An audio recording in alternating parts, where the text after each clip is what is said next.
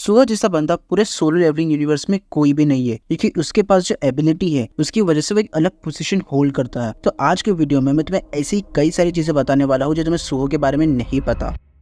शुरुआत सुहो के बचपन से करते हैं। सुहो का बचपन काफी खास था क्योंकि सुहो बचपन से ही पावरफुल था। सुहो बॉर्न होते ही अपनी पावर्स पा लिया था, और वो भी क्यों ना हो क्योंकि एक शैडो मोनार्क का बेटा है। जहाँ सोलो लेवलिंग यूनिवर्स में सारे हंटर्स अपनी पावर्स को अवेकिंग करने के बाद पाते हैं, वही सुहो एक लौता ऐसा बंदा है जो पैदा होने के साथ पावरफुल था। सुहो के पास बचपन से ही शैडो मोनार्क्स की पावर थी, इसलिए वो शैडोज को देख सकता था, और यही वजह से वो एक एब्नॉर्मल किड भी बन चुका था। और चाहे ना जिन्मू ये बिल्कुल भी नहीं चाहते थे कि सुहो का बचपन बर्बाद हो, इसीलिए जिन्मू ने बचपन में ही सुहो की पावर्स को सील कर दिया था। उसके बाद हम सुहो को सीधा हाई स्कूल में देखते हैं, और उस वक्त सुहो लगभग 15 से 16 साल का लड़का था, और उस वक्त भी वो एक एस रैंक हंटर से भी ज्यादा पावरफुल था, और खुद से ज्यादा पावरफुल लोगों के साथ लड़ने में सुहो को बहुत मजा आता था। और सुहो बिल्कुल भी अपने फादर जिनवू जैसा था, और सुहो जब बड़े होने के बाद अपनी पूरी पावर्स पा लिया था तो उसके पास कुछ ऐसी एबिलिटीज और पावर्स आ गई थी जो जिनवू के पास भी नहीं है। सुहो के पास सुपर ह्यूमन स्ट्रेंथ है, और सुहो की ये स्ट्रेंथ अगर मैं कंपेयर करूं तो वो थॉमस आंद्रे जो वर्ल्ड का स्ट्रॉन्गेस्ट हंटर था जिन्वू के आने से पहला, उससे भी ज्यादा है। सुहो के पास इनक्रेडिबल ड्यूरेबिलिटी और इनक्रेडिबल स्पीड है। सुहो लगभग लाइट की स्पीड से ट्रैवल कर सकता है, और ये बहुत ज्यादा है क्योंकि लाइट की speed 3 lakh kilometre per hour होती है। सुहो टेलीकिनेसिस भी यूज कर सकता है, जो सोलो लेवलिंग में कुछ ही लोग यानी कुछ ही हंटर्स के पास है, और ये एबिलिटी सुहो के पास रूलर्स की वजह से आई है। एजवान जो पहले रूलर था फिर वो शैडो मोनार्क बना, और शैडो मोनार्क के पावर्स जिन्वू के पास आई, और जिन्वू की शैडो मोनार्क के पावर्स सुहो के पास आई। और सुहो टेलीकिनेसिस जैसी रेयर एबिलिटी के साथ ही साथ एक और चीज कर सकता है, सुहो हवा में उड़ सकता है। और सोलो लेवलिंग यूनिवर्स में सिर्फ बाप और बेटे यानी सुहो और जिन्वू लौते ऐसे दो लोग हैं जो हवा में उड़ सकते हैं, और जिन्वू की तरह ही सुहो भी शैडोज को अराइज कर सकता है, यानी सुहो के पास भी गेट सिस्टम है। और ये चीजें कैसे मिली मैं तुम्हें बताता हूँ। सुहो जब हाई स्कूल में था तो उसके क्लासरूम में एक गेट अपीयर होता है, और सुहो उस गेट में चला जाता है, और उस गेट के अंदर सुहो कई सारे क्लाइंट्स के साथ लड़ता है, और उसे भी एक सिस्टम दे दिया जाता है जहाँ पर शुरुआत में उसका एक ई रैंक था और धीरे धीरे उसका लेवल अप होते जाता है। और उस गेट के अंदर सुहो इग्रिस के साथ लड़ता है, लेकिन उस वक्त इग्रिस को पता था कि सुहो कौन है, और सुहो के पास एक और ऐसी एबिलिटी है जो जिन्वू के पास बिल्कुल भी नहीं है। सुहो पेट्स रख सकता है। मैं तुम्हें समझाता हूँ। जिन्वू को अगर किसी को भी अपना सर्वेंट बनाना हो यानी सोल्जर बनाना हो तो जिन्वू को पहले उसे मारना पड़ेगा और इसकी शैडो को अराइज करना पड़ेगा। लेकिन सुहो के पास दो ऑप्शन है, एक तो वो उसे अपना पेट बना ले या फिर उसको मारकर उसकी शैडो को अराइज कर ले।